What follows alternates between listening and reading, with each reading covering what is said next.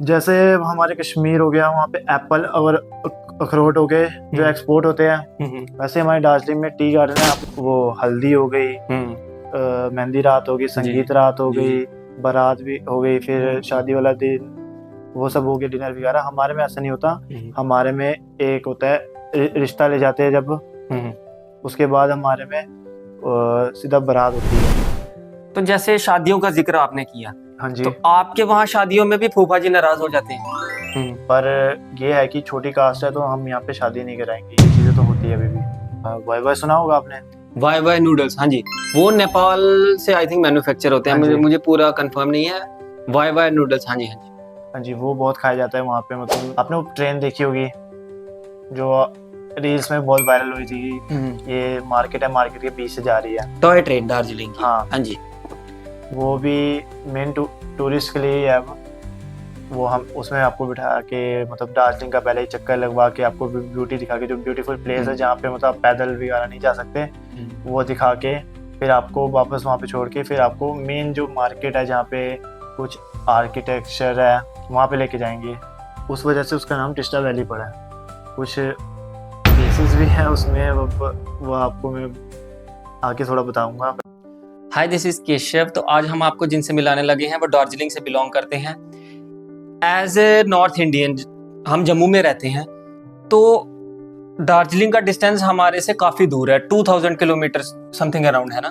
हाँ। तो वहां पे जाना, मैं जितने लोगों को जानता हूँ तो वहाँ का ट्रेडिशन, वहाँ के कल्चर से लोग कम वाकिफ हैं।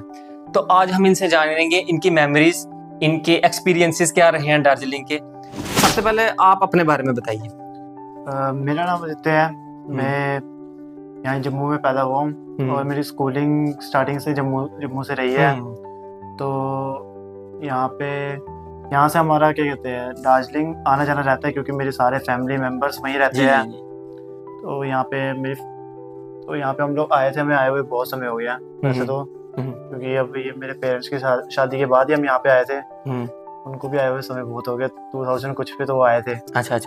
तो आपका बचपन यहीं पे बीता है? हाँ, मेरा बचपन यहीं पे बीता है, पर आना जाना रहता है दार्जिलिंग में क्योंकि रिश्तेदार सारे वहीं रहते हैं। तो आपको जम्मू का भी लाइफस्टाइल पता है और वहाँ का भी लाइफस्टाइल पता है? हाँ जी।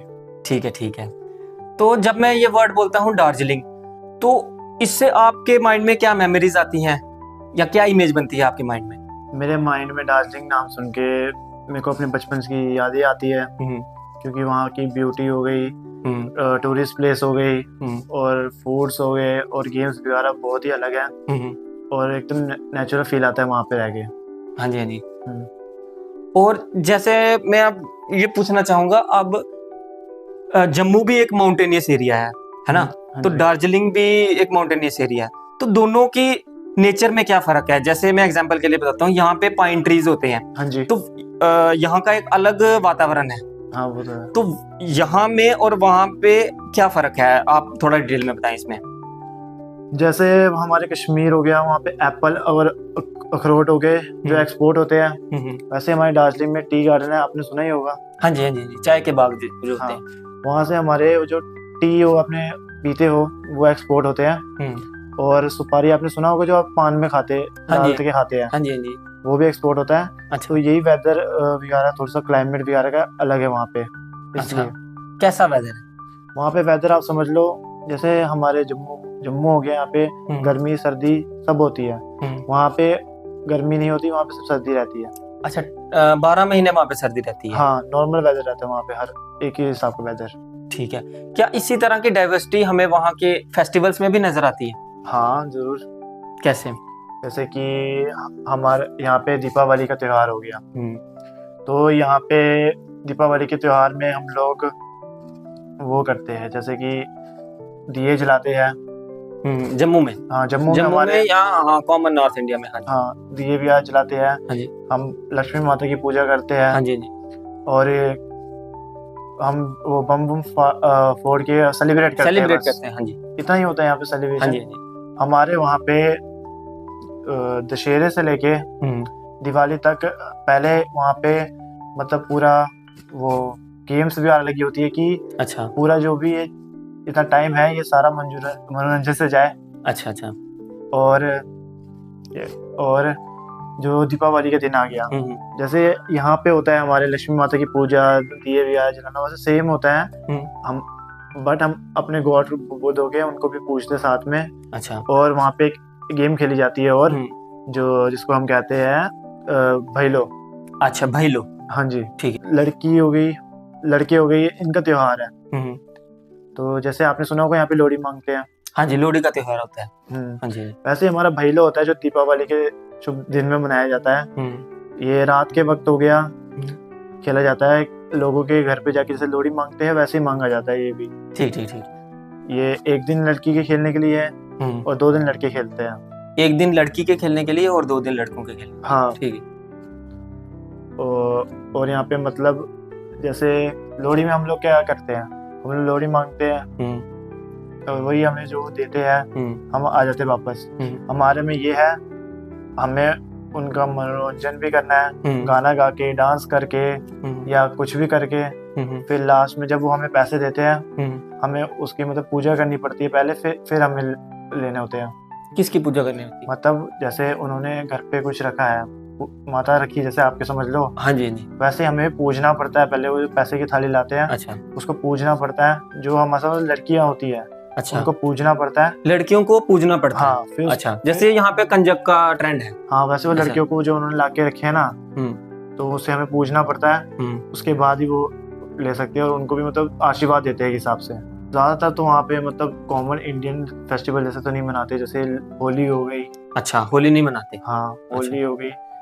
और वहाँ पे यही हो गया हमारे ज्यादातर दीपावली और दशहरे का ही मनाया जाता है। बाकी जैसे होली हो गई, बैसाखी हो गई, हाँ, ये वहाँ नहीं मनाते। ये वहाँ नहीं मनाते, क्योंकि वहाँ पे ज्यादातर नेपाली ही होते हैं। अच्छा, आपने गेम्स का जिक्र किया था, मैं चाहता हूँ इस पे गेम्स के बारे में आप थोड़ा बताएं। गेम्स हो गया, जैसे कि हमारे गेम्स वहाँ पे दशहरे के त्योहार से स्टार्ट होता है दिवाली तक। हर एक गांव में गेम होती है। 2 गेम खेली जाती है सबसे ज्यादा, एक डाइस बोलते हैं एक को, और एक हाउसी। जो हाउसी आपने देखा होगा आजकल गेम्स में भी आ गई है ऑनलाइन में। पर ये जो डाइस गेम है, ये हमारे यहाँ बहुत समय से एक तो चल रही है, वो हमारे पूर्वजों के टाइम से चल रही है। अच्छा। और डाइस का ये है कि जैसे आपने वो देखा होगा जो महाभारत में पहले जुए खेलते थे, जैसे पासे होते थे ना। हाँ, पासे वैसे पासे होते हैं, पर इसमें 6 पासे होते हैं और एक मतलब वो बिछाया होता है जिसमें वो लोगो बने होते हैं कि ये वो जैसे ताश में लोगो बने होते हैं ना, वैसे लोगो बने होते हैं उसमें। अब उसमें ये है, आप जिसमें बैट लगाओगे, जैसे बैट जैसे गेम है ये, जिसमें बैट लगाओगे ना, अगर वो 2 आएगा तो आपको उसका डबल मिलेगा। ऐसे ये गेम है, अगर एक भी नहीं आया तो नहीं मिलेगा। अच्छा। ये गांव के सारे लोग मिलके खेलते हैं। अच्छा, आपके पूरा गांव खेलता है, सारा आपकी कम्युनिटी सारे मिलके वो गेम्स खेलते हैं। हाँ। तो ये कोई मेले में खेली जाती होगी? मेले में भी खेली जाती है और गांव में भी खेली जाती है। अच्छा। तो फेस्टिवल्स का आपने बताया इसमें आप मनाते हैं, तो अब फेस्टिवल्स का भी जिक्र हुआ है तो हम शादियों पे जाएंगे।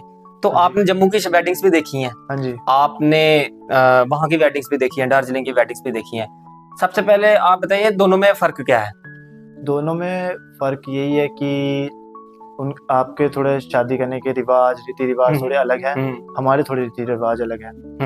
जैसे कि आपके में पूरे वो हल्दी हो गई, मेहंदी रात हो गई, संगीत रात हो गई, बारात भी हो गई, फिर शादी वाला दिन, वो सब हो गया, डिनर वगैरह। हमारे में ऐसा नहीं होता। हमारे में एक होता है रिश्ता ले जाते हैं जब, उसके बाद हमारे में सीधा बारात होती है। बाकी दिन नहीं मनाए जाते हमारे में सीधा बारात होती है। बारात हो गई, जैसे आपके में ढोलकी होते हैं, हाँ जी, हमारे में डम्फू होते हैं, डम्फू बजाते हैं। आपके में जैसे पंडित शादी कराता है, हमारे में लामा शादी कराते हैं। वो हो गया, जैसे आपके में आप बड़ों के आशीर्वाद लेते हो, हमारे में हमारे सारे बड़े बैठ के उनको समझाते हैं, कुछ चीजें बताते हैं, फिर शादी पूरी होती है। फिर जैसे आपके में गिफ्ट देने आते हैं, हाँ जी, हमारे में बगल में एक लड़का बिठाएंगे और बगल लड़के के, और लड़की के बगल में एक लड़की बिठाएंगे, ठीक है। तो उनको टीका लगाएंगे। हमारे में टीका दूसरे टाइप का होता है, जैसे आप समझ लो एक पेज हो गया, उसमें थोड़ा सा होता है ना घी के साथ, वैसे टाइप में होता है टीका। और एक वो आपको पता ही होगा, जैसे कोई बड़ा आदमी आता है तो आप उसको गमछा पहनाते हो, वैसे गमछा टाइप का होता है हमारा। अच्छा। तो वो पहनाते हुए और पैसे देते हैं उनको, लड़के को भी देते हैं जो साथ में बैठा है, मतलब बच्चों को भी देना पड़ता है। वो एक हिसाब से मतलब होती है रिवाज है कि ये तुम्हारी शादी का भी वो है। फिर उसके बाद ये सब होने के बाद हमारा वो होता है कि शादी तब पूरी होगी, मतलब दुल्हन को तब ले जाओगे जो डम्फू वाला है वो आपके कुल का जो वो मंत्र है वो सब पूरे अच्छे से पढ़ेगा, फिर आप लड़की को घर पे ले जा सकते हो। डम्फू वाला आप थोड़ा इसको एक्सप्लेन करें। मतलब डम्फू वाला का ये मतलब लामा का है काम, बस हमें शादी कराना, वो सब बताना कि क्या क्या है, क्या क्या नहीं करना चाहिए तुम्हें इस रास्ते में भी। डम्फू वाले का ये काम है कि वो पूरी शादी उसी की वजह से ही होगी, बारात लाने से, लड़के को घर से उठाने से और दुल्हन को घर पे छोड़ने तक सब चीजें उसी की है। जो गाने गाएगा, मंत्र वो बोलेगा, वो उसी से शादी पूरी होगी। जैसे डम्फू वाला हुआ, ये इनका ये रोल होता है हमारी शादी में कि आपने सुना है शुभ अशुभ होता है जो, ये सब ये हमारा यही करते हैं, सब चीजें यही करते हैं, इसलिए इनका होना हमारी शादी में जरूरी है। और ये भी है कि हम ऐसे छोटे किसी डम्फू वाले को नहीं बुला सकते कि उसे थोड़ा खराब हो जाता है ग्रह, तभी हमें एक्सपीरियंस, आपको पता है कितना जरूरी है, एक्सपीरियंस वाले को बुलाना पड़ता है। और डम्फू वाले का ये है कि जैसे कि आपके में ढोलकी है, अब वो गाना गाते हैं, आपको ऐसा लगता है सूखी सूखी है शादी उसके बिना। हाँ, वैसे हमारे संगीत के बिना शादी सूखी है। वैसे हमारा डम्फू वाला भी है। और हमारा जो लामा है, ऐसे हमारे में मैमे कहते हैं उसको। किसको? लामा को मैमे कहते हैं। अच्छा। हाँ, तो मैमे का ये है कि हमें वो शादी तो करा देंगे, पर वो हमें खुद बोलते हैं कि अब आगे जो है डम्फू वाला ही तुम्हें लेके जाएगा। मतलब एक हिसाब से ये है कि डम्फू वाला, समझो आपका जैसे गाड़ी चला रहे हो, वो डम्फू वाला ये है, जब डम्फू वाला आपका ड्राइवर है, अब वो आपको जब अच्छे सही सलामत से छोड़ेगा तभी आप घर जाओगे ना, वैसे ही है ये भी। अच्छा, डम्फू वाला ही पूरे रास्ते तक लेके जाएगा तुम्हें। जो यहाँ वहाँ की बुरी शक्ति वगैरह होती है ना, उन सबसे बचाते हुए जो गाने गाएगा, जो मंत्र गाएगा वो। अच्छा। हाँ। किस तरह की ट्रेडिशनल ड्रेसेस वहाँ पे पहनी जाती हैं? जैसे आपके यहाँ पे साड़ी हो गई, और वो हो गया सूट वगैरह हो गया, और नॉर्मल जो अभी फैंसी लोग पहनते हैं अपने जी, वो पैंट वगैरह या फिर जो भी। वैसे हमारे में भी है कि हम सूट वगैरह भी पहन सकते हैं अगर हमारी मर्जी है, और साड़ी पहन सकते हैं हमारी मर्जी है तो। और ये फैंसी कपड़े तो हम वो भी नॉर्मली हर जगह पहने जाते हैं। हाँ जी, जो कैजुअल ड्रेसेस रहते हैं वो हर जगह पर अगर हमें शादी में, हमें ये नहीं कि हमें अपने ही वो पहनने की जरूरत है, पर दूल्हा दुल्हन को पहनने की जरूरत है अपने ही कास्ट की ड्रेस। अच्छा, हर कास्ट की अपनी ड्रेस होती है? हाँ, हम तामंग है, हमारी अपनी ड्रेस होती है। थापा होगी, उनकी अपनी होगी। जो भी अब हर कास्ट है उनकी अपनी ड्रेसेस होती है, अपनी वो होती है, उनके ड्रेस से उनको पहचाना जाता है मेन कि हाँ ये इस कास्ट का है। जैसे दशहरा होता है वैसे ही हमारे वेडिंग्स में भी होता है। अब वो ज्यादातर हमारे बड़े पहनते हैं और दूल्हा दुल्हन पहनते हैं। दूल्हा दुल्हन का कंपलसरी होता है कि ये पहनना है, ये उनकी शादी की भी ड्रेस ही वही होती है। तो जैसे शादियों का जिक्र आपने किया, हाँ जी, तो आपके वहाँ शादियों में भी फूफा जी नाराज हो जाते हैं? फूफा जी तो नाराज नहीं होते हमारे वहाँ। अच्छा। क्योंकि जैसे कि आपको पता है फूफा जी का तो शादी में इतना रोल होता नहीं है। हाँ। अब हमारे वहाँ ये रस्म, फूफा जी, ताया जी, जितने भी हमारे मतलब बड़े हैं वो सब हो गए। उन सब का मतलब कि अब आपको पता है शादियों में सेलिब्रेशन तो होती है, तो इन सब का अपना अलग से ही एक रूम दिया होता है जहाँ पे अपना सेलिब्रेट करते हैं। तो इस वजह से फूफा जी या कोई भी नाराज तो होता नहीं है। अच्छा। और दूसरी बात रही है फिर नाच गाना, आपको पता है हर शादियों में होता ही होता है। आपके में शायद से दिन को होता होगा, यहाँ पे शायद से मैक्सिमम जब टाइम होगी शादी हो रही है तब होता है ना, बारात जा रही तब होता है। नहीं, बारात के टाइम भी तो होता है डांस। हाँ, हमारे में ये है कि शादी होने के बाद होती है डांस। शादी होने के बाद होता है डांस? हाँ, रात को। अच्छा। तब मतलब तभी एंजॉय कर रहे होते हैं, ये पार्टी का टाइम होता है हिसाब से हमारा। वहाँ पे भी इंटरकास्ट मैरिज की जाती है? इंटरकास्ट ज्यादातर कास्ट में तो अलाउड नहीं है, पर अगर फोर्सफुली तो हो जाती है। फोर्सफुली? हाँ। अच्छा। जैसे कि अगर आपको लव है, अगर आप ज्यादा फोर्स कर रहे हो तो हो ही जाती है। अच्छा, बट मोस्टली अलाउड नहीं है? मोस्टली कास्ट में बिल्कुल अलाउड नहीं है। तो कौन कौन सी कास्ट वहाँ पे होती है? आप तो एक दो अगर नाम ले सके। पहले होती है हमारी जो कोराई, फिर गुरुंग, फिर वो हमारी थापा हो गई, तामंग हो गई, क्षेत्री हो गई, बाउन, फिर विश्वकर्मा भी कास्ट ही है, और लेम्बू भी एक कास्ट है। ठीक है, तो कास्ट तो ऐसा है जो हमारे साथ अब चली आ रही है, उसको हाँ हम जी। छोड़ नहीं सकते। बट ऐसा देखा गया कि जैसे पुराने टाइम पे अब कास्टिज्म पे होता था कि एक ऊंची कास्ट है, नीची कास्ट है, तो उनमें काफी भेदभाव किया जाता था। तो आपके वहां पे भी ऐसा है कुछ? भेदभाव तो इतना नहीं, ये नहीं है हमारे वहाँ, भेदभाव तो नहीं है, पर ये है कि छोटी कास्ट है तो हम यहाँ पे शादी नहीं कराएंगे, ये चीजें तो होती है अभी भी। अच्छा, वहां पे अभी भी ये हाँ, चीज है? होती है पर कम होती है पहले के मुकाबले अब। तो शादियों का जिक्र हमने किया, तो शादियों में अब आ जाते हैं हम अपने नेक्स्ट क्वेश्चन पे, खाने पे आ जाते हैं। तो खाने की बताइए, जम्मू के खानों में और वहाँ के खानों में क्या फर्क है जो हम डेली खाना खाते हैं?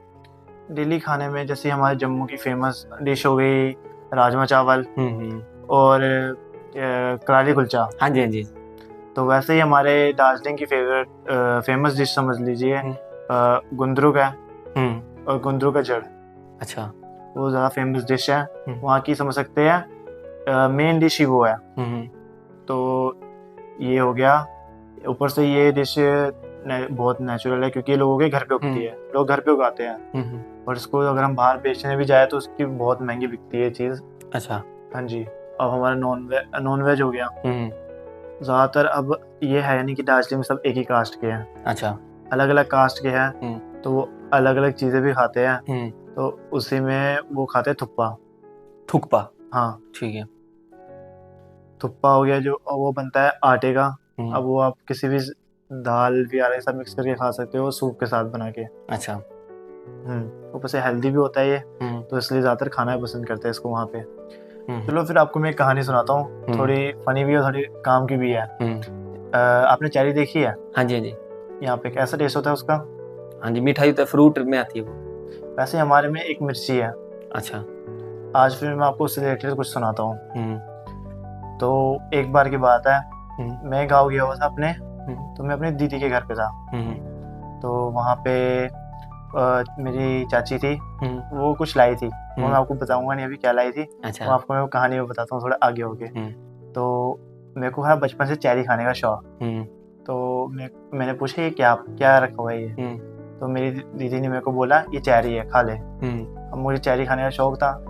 मुझे बीच में डर भी था कि कहीं मिर्ची है, कुछ तो नहीं है ये, पर मैं देख रहा हर जगह से, तो फिर मेरे को लगा कि ये चेरी है। मैं खा गया। उसके मेरे को थोड़ी देर बाद रियलाइज हुआ ये चेरी नहीं है। अच्छा। ये वो मिर्ची जो मैं आपको भी बता रहा था। अच्छा अच्छा। अब ये मैंने मिर्ची खा ली। अब मेरे को बहुत मिर्ची लग रही, क्योंकि ये मिर्ची एक तो बहुत स्पाइसी होती है, थोड़ी सी बाइट लो बड़ी बुरी हालत करती है। तो इसके बाद जब मेरे को पता चला, मैं उन पे चिल्लाया, मेरे आंखों से आंसू आने स्टार्ट हो गए। अब मेरी जो चाची थी, उन्होंने मेरी दीदी लोगों पे चिल्लाया, मेरे को दूध पिलवाया, कोल्ड ड्रिंक पिलाई, पानी पिलाया, चीनी खिलाई, तब भी उसका असर मेरे को 2 घंटे बाद ही गया। अच्छा, वो इतनी स्पाइसी थी? हाँ जी। अच्छा अच्छा अच्छा। ऐसे ही एक और कहानी इससे रिलेटिव है, ये मेरे घर वालों की है। जब वो पहली बार या दूसरी बार जम्मू आ रहे थे, तो ये तब की बात, तब ये वो ऐसा सीन हुआ था कि एक, आपको पता है बिहार का लोग मिर्ची बड़ी खाते हैं। हाँ जी, हाँ जी। तो ऐसे ही वो एक बिहार का आदमी था, वो कह रहा था कि मुझे मिर्ची नहीं लगती, मैं कोई भी मिर्ची खा लूंगा। तो ऐसे ही मेरी मम्मा ने भी बोला कि ठीक है तुम मिर्ची खा लेगा। तो मेरी मम्मा, आपको पता है वो झाड़ मोड़ी जो कहते चटपटा कहते हैं यहाँ पे। अच्छा, भेलपुरी, झालमुरी, भेलपुरी। हाँ, कुछ लोग झालमुरी कहते हैं, कुछ लोग भेलपुरी कहते हैं। तो वही खा रहे थे क्योंकि हमारे गांव में ज्यादातर वो खाते हैं। तो यही हुआ, वो बंदा कहता मैं भी खाऊंगा, मैं ये मिर्ची भी खाऊंगा जो मैंने खाई थी, आपको बताया अभी मैंने। तो उसमें पहले ही मिली हुई थी, ऊपर से वो खा गया। वो बंदा मतलब पूरे ट्रेन में 3-4 घंटे तक सिर्फ रोता रहा कि मुझे मिर्ची लग रही है, मुझे मिर्ची लग रही है, मुझे पानी दो। अच्छा। मतलब बंदे के सबने जितना हो सके उसको पानी दिया, मिर्ची मिटाने की कोशिश, नहीं मिली। तो आपने वार्न किया था उसको? हमने वार्न किया था नहीं खाओ, ज्यादा हो जाएगी। अच्छा अच्छा अच्छा। फिर वो कहता मुझे मिर्ची नहीं लगती है। अच्छा। आपको पता है कुछ लोगों को होता है कि मुझे कुछ नहीं होता इस चीज से, तो वो थोड़ा फ्लेक्स में आ जाते हैं, तो हो जाता है। तो अब मैं आपको इस मिर्ची का नाम बताता हूँ।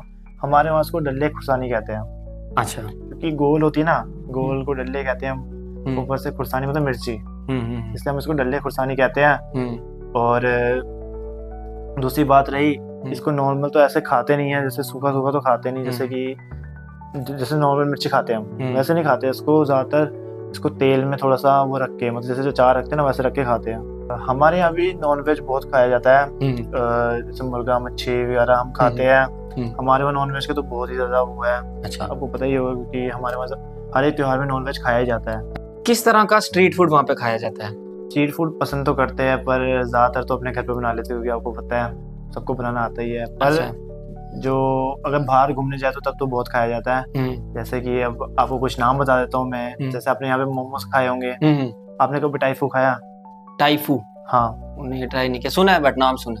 वो एक हिसाब से आप मोमो का पापा है, कुछ भी बोल सकते हैं उसको, रिश्ते में बोल सकते हैं, उससे बड़ा होता है। अच्छा। अब वो भी हर टाइप का होता है, आप चाहे मटन का लो, वेज लो, या फिर वो हो गया आपका चिकन हो गया, वो हो गया। अब वो ये है कि आप एक या दो खाओगे आपका पेट तो बढ़ जाएगा। अच्छा। और वहाँ पे हो गया हमारा वाई वाई, सुना होगा आपने? वाई वाई नूडल्स, हाँ जी, वो नेपाल से आई थिंक मैन्युफैक्चर होते हैं, मुझे पूरा कंफर्म नहीं है। वाई वाई नूडल्स, हाँ जी हाँ जी हाँ जी, वो बहुत खाया जाता है वहाँ पे। मतलब मेनली स्नैक्स में भी खा लेते हैं। अच्छा, कच्चा, मतलब वो कच्चा भी खा सकते हैं आराम से। अच्छा, कच्चा भी खा सकते हैं? हाँ, वो कच्चा भी खा सकते हैं, उसमें कोई वो नहीं है, और बना के भी खा सकते हैं। तो ये ज़्यादातर बहुत ही ज़्यादा बिकता है वहाँ पे। वहाँ पे एक थुप्पा भी खाया जाता है, जैसे मैंने आपको पहले बताया था। थुप्पा एक तो हम घर पे भी खा सकते हैं, और स्ट्रीट फूड में तो बहुत ज़्यादा खाया जाता है ये, क्योंकि एक तो ये नेचुरल, आपको मैंने बताया कितना अच्छा हेल्दी है शरीर के लिए, क्योंकि आटे से ही बनता है, और दूसरा टेस्ट भी अच्छा है। तो ये ज़्यादातर ये स्ट्रीट फूड में भी खाया जाता है, और हमारे घर वगैरह में खाया जाता है। जैसे यहाँ पे मेले में इतने खाने की वो अलग अलग टाइप की नहीं होती, शॉप्स नहीं होती ना। हमारे वहाँ होती है, हर एक टाइप की शॉप होगी, खाने की, पीने की।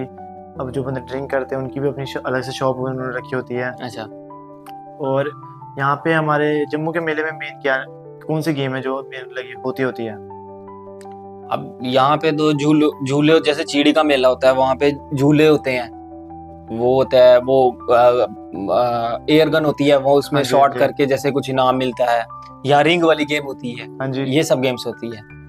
हमारे दार्जिलिंग में कंपलसरी है कि हर एक मेले में हाउसी और डाइस की गेम होगी, और बाकी झूले वगैरह तो हर मेले में होते ही है। और एक खास बात आपको जैसे मैंने बताई कि मेले में ड्रिंकर के लिए भी अपनी शॉप होती है, तो ये तो हमारे यहाँ कंपलसरी है कि हर एक जगह भी मिल सकती है चीज़। अच्छा। तो इसमें हमें कोई वो, आप अगर सोचे कि थोड़ा पुलिस का वो नहीं होता, तो फिर इसमें हमें कोई वो रोक टोक नहीं होती है। वो आप में अलाउ होता है? हाँ, अलाउ होता है हमारे। अच्छा, विद परमिशन? हाँ, परमिशन के साथ होता है ना ये सब कुछ। मैं आपको एक चीज़ बताना चाहता हूँ, जैसे कि हमारे जम्मू में हम 100 रुपये में क्या खा लेते हैं, ज़्यादा से ज़्यादा राजमा चावल खा ली एक प्लेट, या फिर छोले पूड़ी खा ली एक प्लेट हमने। हमारे दार्जिलिंग में ये है कि अगर आपको खाना खाना है, तो अगर आपको खाना खाना है 100 रुपये में, आपको मिल जाएगा भर पेट। आप जितना मर्जी खाओ 100 रुपये में, आपको पूरा पेट भर मिलेगा, चाहे आप नॉन वेज खाओ या वेज खाओ। अच्छा, आपको पूरा पेट भरने तक ही खिलाएंगे। अच्छा, वहाँ पे बुफे सिस्टम रहता है? हाँ हाँ, ठीक। और वहाँ पे यही है कि ज़्यादातर ये बफे सिस्टम इसलिए है क्योंकि जो बफे सिस्टम है वो ज़्यादातर लोगों ने अपने घर पे खोला हुआ है, क्योंकि टूरिस्ट आते हैं, और जो हमारे ड्राइवर वगैरह है वो आते हैं, क्योंकि हमारे वहाँ कोई भी ऐसी जगह नहीं है जो पास हो, हमारी सारी जगह दूर दूर पे पड़ती है। अच्छा। तो इसलिए बफे सिस्टम रखा है, और बफे सिस्टम बहुत अच्छा भी है वहाँ का, क्योंकि घर का खाना खाने मिल रहा है, हेल्दी भी है वो, और पेट भी भर रहा है, और बजट फ्रेंडली भी है। तो और क्या चाहिए बंदे को? तो हमने खाने का जिक्र किया, हमने फेस्टिवल्स का जिक्र किया, हमने शादियों का जिक्र किया, अब आते हैं वहाँ के टूरिस्ट प्लेसेस पे। हाँ जी।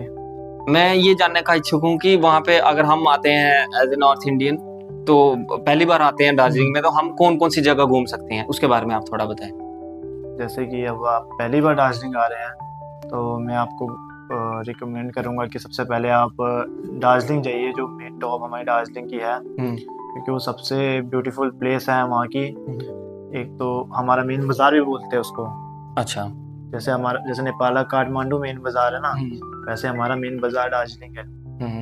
तो वहाँ पे आपको एक तो बहुत सारे पीपल्स है जो फ्रेंडली है। अच्छा। टूरिस्ट का अच्छे से वेलकम करते हैं। और तो आप वहाँ पे क्या कहते हैं, हमारा, आपने वो ट्रेन देखी होगी जो रील्स में बहुत वायरल हुई थी, ये मार्केट है, मार्केट के बीच से जा रही है, टॉय ट्रेन दार्जिलिंग की। हाँ जी। वो भी मेन टूरिस्ट के लिए ही है। वो हम उसमें आपको बिठा के मतलब दार्जिलिंग का पहले ही चक्कर लगवा के आपको ब्यूटी दिखा के, जो ब्यूटीफुल प्लेस है जहाँ पे मतलब आप पैदल वगैरह नहीं जा सकते, वो दिखा के फिर आपको वापस वहाँ पे छोड़ के फिर आपको मेन जो मार्केट है जहाँ पे कुछ आर्किटेक्चर है वहाँ पे लेके जाएंगे। फिर वहाँ पे आपको, जैसे आपने घोड़े की सवारी तो की होगी कहीं ना कहीं, तो वहाँ पे दार्जिलिंग में भी है कि घोड़े की सवारी करवाते हैं। अच्छा। और आपको वहाँ पे बहुत सारी ब्यूटीफुल चीज़ें भी देखने को मिलेगी, अलग अलग चीज़ें देखने को मिल जाएगी, लेने को मिल जाएगी। अच्छा। और क्या कहते हैं, आपको वो भी सब देखने को मिलेगा कि हाँ कल्चर कैसा है वहाँ पे दार्जिलिंग में, आपको ये सब पता चलेगा। और एक टिस्टा वैली नाम की जगह है। टिस्टा वैली नाम की जगह एक हिसाब से है तो बहुत ब्यूटीफुल प्लेस। वो पहाड़ मतलब आप देखोगे, आप बोलोगे हाँ कि कोई अच्छे पहाड़ में आया हूँ मैं, कोई अच्छी प्लेस में आया हूँ, सुकून मिल रहा है दिल को।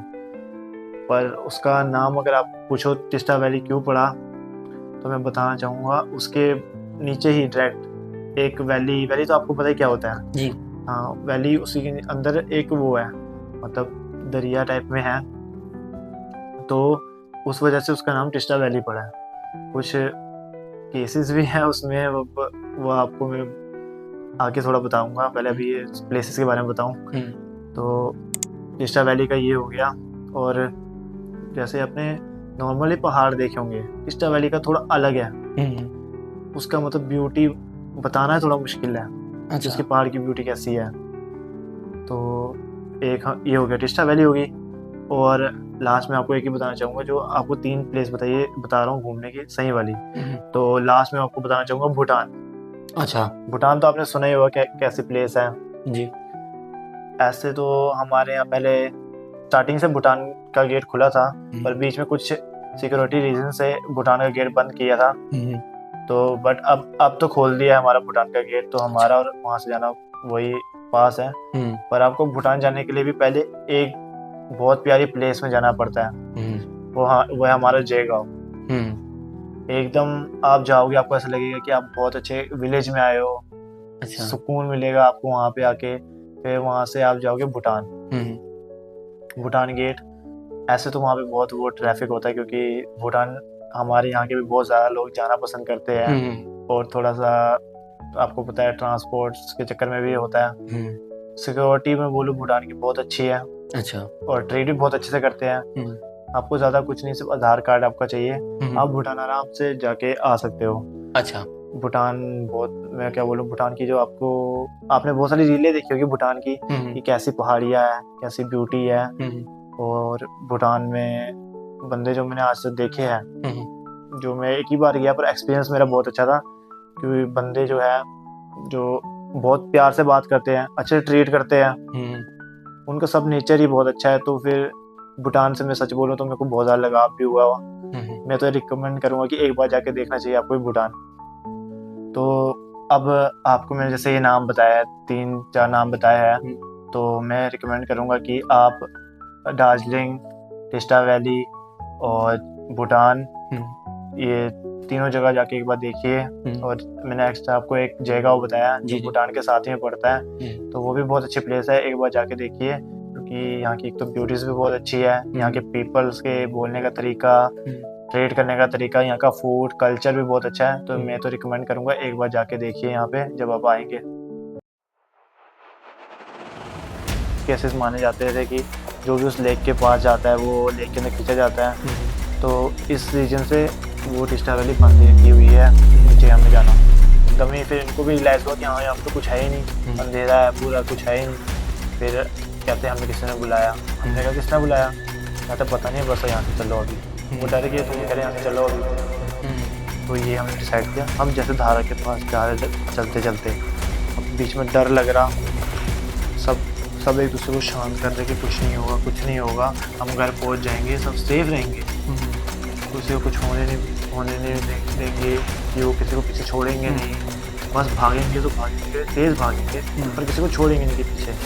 हमारे में भी एक चीज़ होती है अलाउड वेपन में। अच्छा। खुखरी आपने सुना होगा, जो गोरखा बटालियन की मेन वो है वेपन। जी। वो हमारे में बहुत इम्पोर्टेंट है। कि अगर एक बंदा कह रहा है कि वो डरता नहीं है, तो या तो वो झूठ कह रहा है, तो या तो वो गुरखा है।